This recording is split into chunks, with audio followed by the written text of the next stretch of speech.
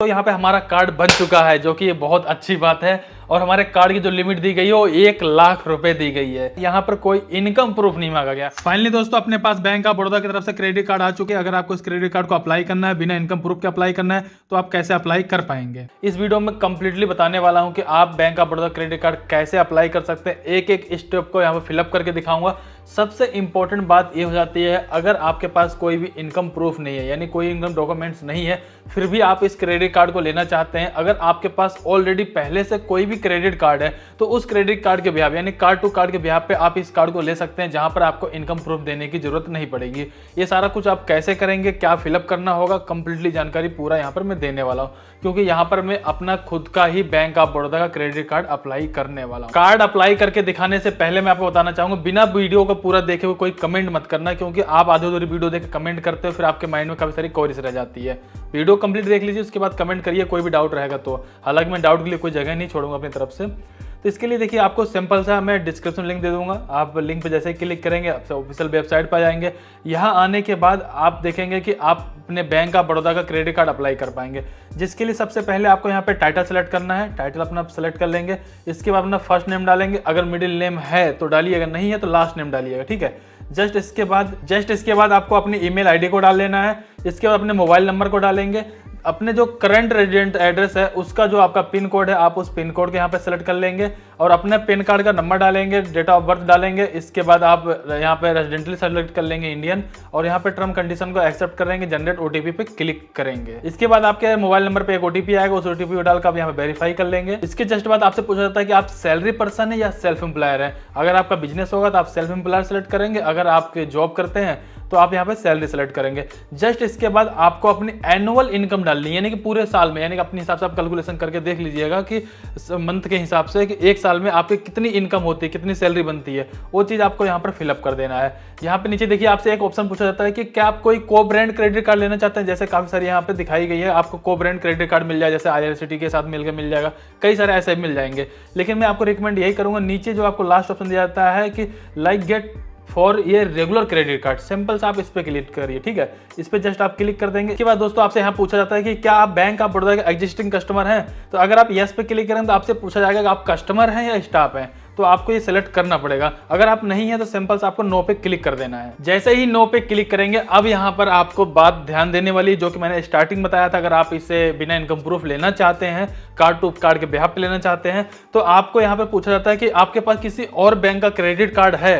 तो अगर है तो आप यस पे क्लिक करिए, नहीं है तो नो पे क्लिक करके से आगे बढ़ सकते हैं, ठीक है। लेकिन हो सकता है आगे जाके आपसे इनकम प्रूफ ही मांगा जाएगा। लेकिन अगर आप यस पे क्लिक करेंगे तो आपसे पूछा जाएगा आपके पास किस बैंक का क्रेडिट कार्ड है, तो आपको अपनी उस बैंक को यहाँ पे सेलेक्ट कर लेना है। जस्ट इसके बाद उस क्रेडिट कार्ड की लिमिट कितनी दी गई है, उस लिमिट को आप यहाँ पे सेलेक्ट कर लेना। अब यहाँ पे दो डाउट बनते हैं, जो कि बेसिकली कॉमन होता है। एक ये होता है कि अगर हमारा जो क्रेडिट कार्ड हम डालना चाह रहे हैं, जिसकी डिटेल यहाँ पे फिलअप करना चाहते हैं, वो कार्ड कितना पुराना होना चाहिए। तो वो कार्ड कम से कम आपका 6 महीना पुराना होना चाहिए। अब यहाँ पर एक सवाल यही बनता है, उसकी लिमिट लगभग कितनी होनी चाहिए। मान लीजिए मेरे 50 की लिमिट चलेगी, तो दोस्तों आपके पास 30-40 प्लस लिमिट है, आप उसको इजीली यूज कर सकते हैं।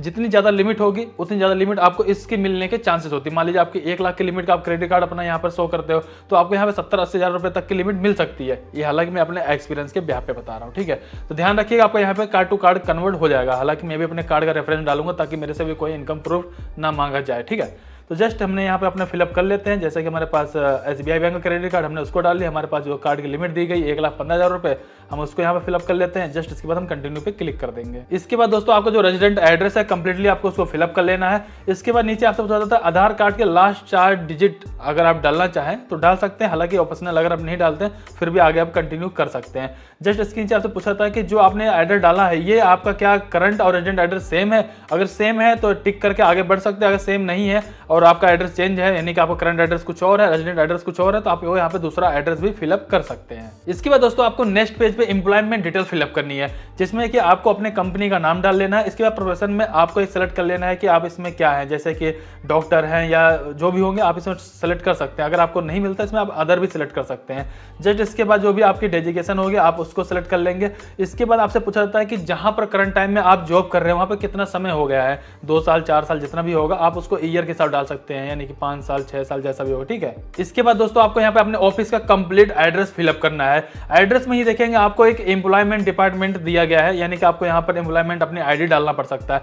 लेकिन यहाँ पे ध्यान रखिएगा ये ऑप्शनल है, अगर आप नहीं डालेंगे तो भी कंटिन्यू कर सकते हैं। छोटी छोटी बातें मैं इसलिए कह रहा हूँ, काफी बार लोग ना यहीं आके रुक जाते हैं कि यार हम आगे इसके क्या कर सकते हैं। इसके बाद जैसे दोस्तों हम कंटिन्यू पे क्लिक कर देते हैं तो आप देखेंगे दोस्तों यहाँ पे हमारा कार्ड बन चुका है, जो कि ये बहुत अच्छी बात है। और हमारे कार्ड की जो लिमिट दी गई है वो 1,00,000 रुपए दी गई है, जो कि मैंने भी एक्सेप्ट नहीं किया था यार, इतना ज़्यादा लिमिट मिल सकती है। हालांकि अब देखिए यहाँ पर एक बड़े ही पॉइंट वाली बात है जो आप बड़े ध्यान से समझिएगा। जैसा कि मैंने आपको अपने एक्सपीरियंस की बेहद बताया था, मैंने 1,15,000 रुपए अपने क्रेडिट कार्ड की लिमिट डाली, जो कि मेरे एग्जिस्टिंग क्रेडिट कार्ड है। तो उसी के बेहद पे यहाँ पर मुझे 1,00,000 की लिमिट दी गई है। ये मेरा कई बार एक्सपीरियंस रह चुका है। मैं क्योंकि मेरे पास कोई इनकम प्रूफ नहीं है तो मैं इसे कार्ड टू कार्ड के बेहद पे सारे, जैसे मिलेनियम क्रेडिट कार्ड लिया हो और RBL का लिया है, या फिर कह सकते हैं कोटक महिंद्रा बैंक का लिया हो, तो सारे कार्ड मैंने कार्ड टू कार्ड के बेहद पे ही लिया हुआ है। और मेरा हमेशा का एक्सपीरियंस यही रहा, अगर मैं जितनी ज़्यादा लिमिट डालता हूं उसके अकॉर्डिंग ही मेरे को लिमिट दी जाती है। ये मेरा पर्सनल एक्सपीरियंस है। तो अच्छी बात है यार, 1,00,000 रुपए की लिमिट बहुत ज्यादा हो जाती है। अब यहाँ पर एक बात ध्यान रखिए, ये लिमिट आपके अकॉर्डिंग दी जाएगी। जो भी आपने अपने यहाँ पे डिटेल डाला हुआ, आपके डिटेल के अकॉर्डिंग आपकी लिमिट कम या ज्यादा भी हो सकती है। ठीक है, जितना भी हो प्लीज कमेंट करके जरूर बताइएगा। और जस्ट इसके बाद ना आपको यहाँ पे कार्ड सजेस्ट दिए जाते हैं, मतलब आपको एक नहीं 2-3 कार्ड, मल्टीपल कार्ड दिखाए जा सकते हैं, या एक दिखा सकते हैं या कई सारे दिखा सकते हैं। आपको इनमें से जो भी कार्ड लेना हो आप उस कार्ड को चॉइस कर सकते हैं। ठीक है, और जिस कार्ड को आप लेना चाहते हैं उस कार्ड की डिटेल्स आप यहाँ पे पढ़ सकते हैं, उसकी चाहे ज्वाइनिंग फीस हो, चाहे उसकी एनुअल फीस हो, चाहे उस कार्ड के जितने भी बेनिफिट्स हो, पहले आप उसको यहाँ पे यहीं पर रीड कर लेंगे। रीड करने के बाद उसको आगे कंटिन्यू करेंगे। दोस्तों आपको यहाँ पे जितने भी कार्ड दिखाए जा रहे होंगे, हर कार्ड की अपनी एक ज्वाइनिंग और एनुअल फीस है। लेकिन यहाँ पे देखिए फिर भी लिखा हुआ है लाइफ टाइम फ्री। तो इसका क्या मतलब मैं आपको समझा देना चाहूंगा। जैसे कि मान लेते हैं हमारे पास ये कार्ड है, इस कार्ड की जो यहाँ पे ज्वाइनिंग फीस हो रही है वो 750 रुपए हो रही है। लेकिन अगर ये कार्ड जब इशू होता है उसके 60 दिन के अंदर अगर हम 7,500 रुपए एक्सपेंड कर लेते हैं तो इसकी जो ज्वाइनिंग फीस होगी वो नहीं लगेगी। एक प्लस पॉइंट ही हो गया।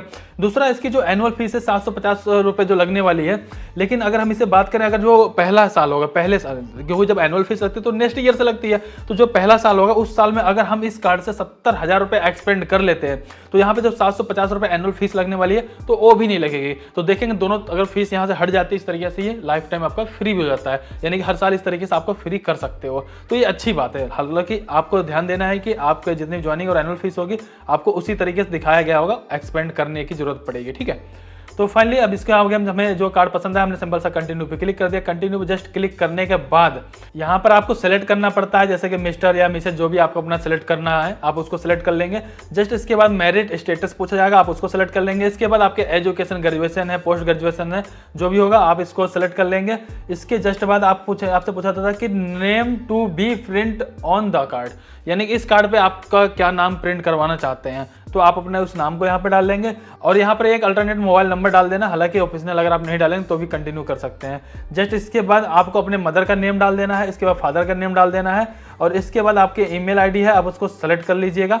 और इसके बाद यहाँ पे इंश्योरेंस नॉमिनी के बारे में पूछा जाता है, अगर आप चाहें तो उसके बारे में डिटेल यहाँ पे पूरे फिलअप कर सकते हैं अभी, और नहीं चाहे तो इसको बाद में फिलअप कर सकते हो, कोई प्रॉब्लम नहीं। ठीक है, जस्ट इसके बाद ये सारे डिटेल को फिलअप करने प्रोसेस पे क्लिक करेंगे तो आपसे पूछा जाता है कि आपको ऐड वन कार्ड चाहिए। ऐड वन कार्ड के बारे में छोटी जानकारी दे दूंगा, जैसे कि मेरे को 1,00,000 की लिमिट का कार्ड दिया गया है, तो एक कार्ड मुझे और भी ले सकता हूँ जो कि अपने फैमिली मेंबर को दे सकता हूँ, जो कि इस लिमिट में से 1,00,000 में मान लीजिए 50,000 रुपए की लिमिट उनको दे दी गई है, तो 50,000 रुपए तक की लिमिट वो यूज कर सकते हैं। लेकिन सारी पेमेंट मेरे रिस्पॉन्सिबल रहूंगा, मेरे को पेमेंट पे करनी पड़ सकती है, सारी रिस्पॉन्सिबिलिटी मेरी होती है, उसे बोलते हैं ऐड वन कार्ड। ठीक है, तो ये रहा प्रोसेस आपका ऐड वन कार्ड का। इसके बाद और कई सारी सर्विस दिखाई जाती है, अगर आपको सुटेबल लगता है तो आप लीजिए, नहीं तो सिंपल सा नो पे क्लिक करके सबमिट पे कर दीजिए क्लिक। इसके जस्ट बाद दोस्तों आप देखेंगे please upload proof of documents. यहाँ पर ध्यान दीजिएगा, सबसे अच्छी बात यह है कि यहाँ पे बोला गया आइडेंटिटी प्रूफ और एडिशनल प्रूफ मांगा गया है। यहाँ पर कोई इनकम प्रूफ नहीं मांगा गया।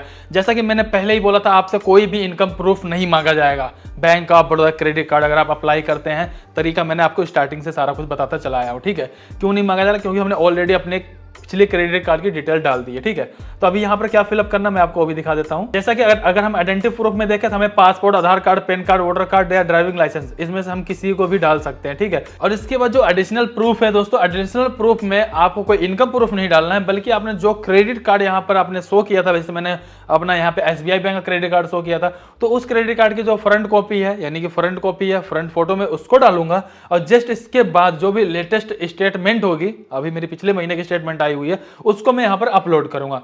कोई इनकम प्रूफ नहीं, सिर्फ अपने कार्ड की डिटेल को यहाँ पे मुझे अपलोड करना है, सबमिट एंड प्रोसेस पे कर देना है क्लिक। इसके जस्ट बाद दोस्तों ई साइन का ऑप्शन आएगा, जिसमें कि आप इसे सिंपल सा अपने आधार कार्ड से इसे वेरीफाई करते हैं कंप्लीटली, जहां पर आप अपने आधार कार्ड का नंबर डाल करके वेरीफाई कर देंगे। इसके बाद आपने जितने भी डॉक्यूमेंट यहाँ पर अपलोड किया है, जिसमें कि मैंने अपना खुद का यहाँ पर SBI क्रेडिट कार्ड की जो फोटो थी उसको अपलोड किया हुआ है, इसके बाद मैंने अपने आधार कार्ड को अपलोड किया हुआ है, फिर इसके बाद मैंने यहाँ पर अपने स्टेटमेंट को अपलोड किया हुआ, वो सारा कुछ आपको प्रीव्यू दिखा दिया जाता है। आप इसको इजिली सारा कुछ देख सकते हैं। उसको सारा कुछ देखने के बाद आपको NSDL की वेबसाइट रिडायरेक्ट कर दिया जाएगा। यहाँ पे अपने आधार कार्ड को नंबर डालेंगे, गेट OTP पे क्लिक करेंगे, आधार कार्ड से जो रजिस्टर्ड मोबाइल नंबर होगा उस पर एक OTP आएगा, उस OTP को डालकर आप यहाँ पे सबमिट कर देंगे।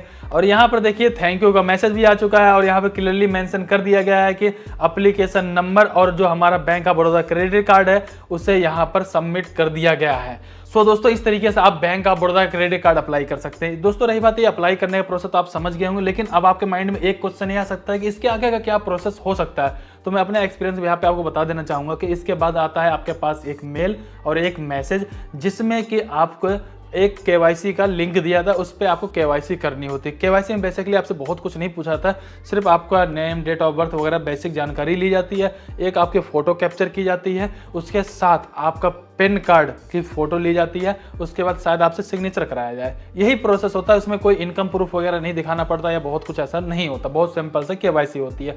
इसके बाद अगर होगा तो वेरिफिकेशन होगा और नॉर्मल आपका कार्ड बन जाता है, जिसमें कि आपको कोई इनकम प्रूफ नहीं मांगा जाएगा। ठीक है, यहीं पर दोस्तों मैं आपको एक जानकारी और शेयर करना चाहूंगा कि अगर मान लीजिए अगर आपने यहाँ पे कार्ड टू कार्ड की डिटेल नहीं डाली होती तो फिर क्या मांगा जाता है और आपकी एज कितनी होनी चाहिए। अगर बेसिकली आप एक credit card bank of Baroda का अप्लाई करते हैं तो जो आपकी एज होनी चाहिए वो 21 से लेकर 65 साल की होनी चाहिए, ध्यान रखिएगा। और इसके बाद अगर आप एक सैलरी पर्सन है तो अपना यहाँ पे सैलरी स्लिप और हो सकता है कि आपको अपना बैंक स्टेटमेंट यहाँ पर अपलोड करने की जरूरत पड़े। ठीक है, और अगर आप सेल्फ एम्प्लॉयर हैं तो आपको यहाँ पर अपना ITR अपलोड करने की जरूरत पड़ सकती है। ठीक है, तो ये बेसिकली चीजें हैं जो कि आपको देना पड़ता है जब आपको इनकम प्रूफ के बिहाफ पे किसी भी क्रेडिट कार्ड को अप्लाई करते हैं आप। यहाँ पर मैं आपको एक बात और क्लियर करना चाहूंगा, बड़े ध्यान से समझ लीजिएगा। अगर आपने सोचा कि मैंने यार क्रेडिट कार्ड को अप्लाई कर दिया, शायद एक हफ्ते मेरा कार्ड बन जाता है या KYC फटाफट हो जाती है, ऐसा कुछ भी नहीं है।